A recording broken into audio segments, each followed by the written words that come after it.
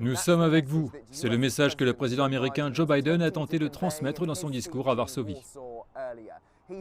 Il voit ce conflit comme une bataille entre la démocratie d'un côté et l'autocratie de l'autre. Durant sa visite en Pologne, il a également rencontré le président Duda et des officiels et ministres ukrainiens afin d'essayer de donner ce message de solidarité, pas seulement à l'Ukraine, mais aussi aux alliés de l'OTAN également dans la région, et mis en garde le président Vladimir Poutine que toute incursion sur le territoire de l'OTAN signifierait d'énormes conséquences.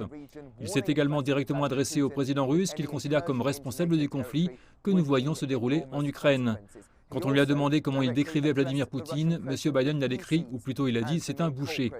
Il s'est également adressé directement au peuple russe qui pourrait écouter son discours en disant que Vladimir Poutine était en train de les ramener au 19e siècle. Il a continué en disant que M. Poutine ne devrait pas contrôler la Russie. Pour l'amour de Dieu, cet homme ne peut pas rester au pouvoir. La Maison-Blanche a plus tard clarifié en indiquant que cela ne signifiait pas que M. Biden demandait un changement de régime. Le Kremlin a vite répondu en disant que ce n'était pas les États-Unis qui dirigeaient la Russie, mais que cela revient au peuple russe. Et aussi une réponse intéressante en termes de comment le discours a été reçu en Ukraine, en particulier d'une députée qui a déclaré qu'elle ne se sentait pas nécessairement rassurée parce que M. Biden a déclaré « Les bombes, a-t-elle dit sur Twitter, tombent sur Kiev et Kharkiv, pas sur Varsovie ».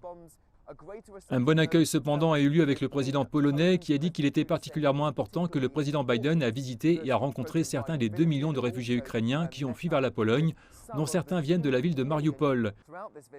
Durant sa visite, il a continué avec le thème de l'agression qu'il voit comme étant poursuivi par le président russe Vladimir Poutine. Le Kremlin a déclaré qu'il avait fini avec la première phase de l'opération. Le président ukrainien Zelensky a lui déclaré que les forces ukrainiennes agissaient bien en repoussant toutes sortes d'avancées russes et le président américain Joe Biden a ajouté que la Russie, en termes d'objectifs, était en train de perdre.